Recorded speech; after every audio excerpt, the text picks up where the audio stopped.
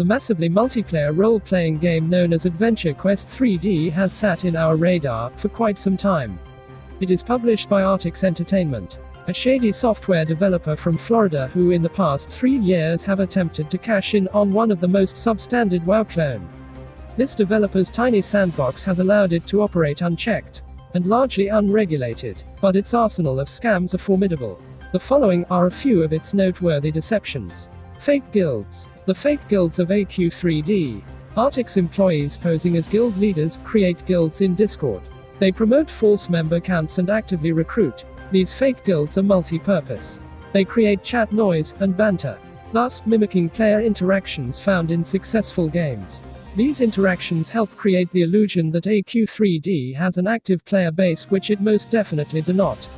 Membership in one of these guilds requires that players purchase more in-game items or services that cost more money. Next up are fake players. Artix Entertainment deploys quite a number of employees, and an even greater number of volunteers, to pose as players. They actively interact and gain the confidence of real gamers, and much like the fake guilds, fake players are multi-purpose as well. Each fake player have multiple accounts that can simultaneously log into the game and passively help legitimize the false population counts reported by Artix. For more active roles, these game implants are armed with the personal information of all subscribed players. Game moderators, with the help of technical employees they call white hats, actively research and data mine the existing player base. Then, without regard for the player's privacy, and much less their approval, all personal information gathered are divulged to the fake team, with the hope that it would give them leverage in gaining the trust of gamers. Sadly for Artix, but luckily for players, this incompetent group almost never delivers, and only barely manages to muck things up enough to at least provide some comedic relief. They've even managed to earn themselves a nickname. They have been christened the honorable title, MBs, meaning moderators bitch. Now, to be fair, we should mention that MBs do one thing very well. They enjoy prancing around wearing expensive items. Items given to them for free, to flaunt in the faces of paying customers, to inspire jealousy and envy. All this for the purpose of pressuring customers to shell out more money and buy the ugly items showcased by the MBs, who apart from being supremely untalented and contemptuous, are also short on style, and can definitely afford to develop even a tiny modicum of taste.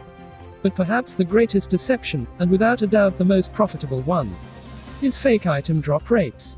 Here is why. All items in the game are associated with the respective loot tables and drop rates. These values should be fixed and consistent, as mandated by the gaming industry. Even Apple requires developers to disclose item drop rates if they are listing a game in the App Store. This is because item procurement is a large part of the game dynamics of any MMO. It has become even more essential in the past few years with the advent of microtransactions, specifically loot boxes. Loot boxes is a form of gambling. It is dependent on the chance drop of the desired item. Since players have to spend real money for a chance to open one of these boxes, it now becomes a real-life gamble. It is no different from spending a quarter for a chance to pull the lever on a slot machine. Only in AQ3D, pulling that lever will cost you $5, and that is not even the tragedy of the story. In the real world, when you pull a slot machine lever or buy a scratch-off ticket, you are protected by the federal government that requires all gambling entities, such as casinos or lottery companies, to disclose and adhere to a strict set of guidelines that guarantees a % chance you can win. In the world of video games, drop rates is the equivalent of that guarantee. And this is where Artix Entertainment thinks it can pull its biggest scam and make the most money.